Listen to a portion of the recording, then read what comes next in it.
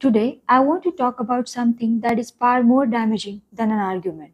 I want to talk about what happens when humiliation becomes a deliberate pattern inside a family. As an emotional wellness coach, I have worked with people who have experienced emotional abuse in many different forms. One pattern that deeply concerns me is use of false or unverified allegations to damage a person's reputation. One particular case of abusive in-laws that has stayed with me for long, I'm sharing it just for awareness purpose. A young girl from highly educated, disciplined, and respectful family was accused of flushing a used sanitary pad into the toilet and creating a blockage into the toilet at her in-law's house. This allegation was made by her mother-in-law. The girl was someone who had spent her entire life till marriage at her parents' home.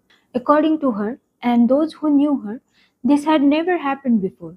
There was no history of such behavior, no similar complaints, or nothing that suggested that this was part of her habits or character. So the question naturally arises, if someone has lived responsibly for years without ever doing something like this, shouldn't we at least pause before believing that they suddenly chose to behave that way in a new home? Instead of asking that question, the allegation was repeated with certainty. Psychologically, that is where the real concern begins.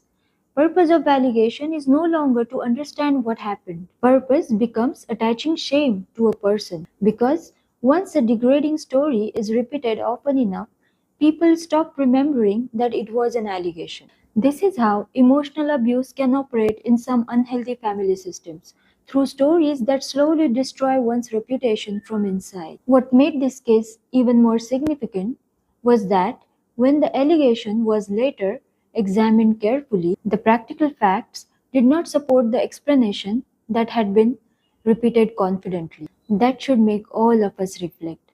How often do we accept a humiliating story without asking whether it has actually been verified? When someone enters a new family, they deserve the opportunity to build trust, not to have their character defined by unverified and degrading narratives. To anyone who is experiencing repeated false allegations, I want to say this. Don't spend your life trying to prove your worth to people who have already decided on story. Ask for evidence, ask for facts, stay calm, and keep your self-respect. Recognize the pattern. If humiliation keeps repeating, set practical boundaries. If you are repeatedly being subjected to false allegations or your words are being twisted, stop putting yourself in the situations where it's only your words against theirs. Avoid being alone with a person who repeatedly misrepresents your actions or conversations. Avoid being at their house or their personal space because only you being present there gives them an opportunity to create and shape the stories they want. If an important discussion needs to happen, have it in the presence of another trusted member. This is not about creating conflicts. This is about protecting yourself from repeated misrepresentation. People who habitually make false allegations often rely on absence of witnesses. Healthy relationships do not require you to collect evidences just to feel safe. But if you find yourself constantly defending against the allegations that never occurred, setting protective boundaries is not disrespect, it's wisdom. Healthy families investigate before they accuse.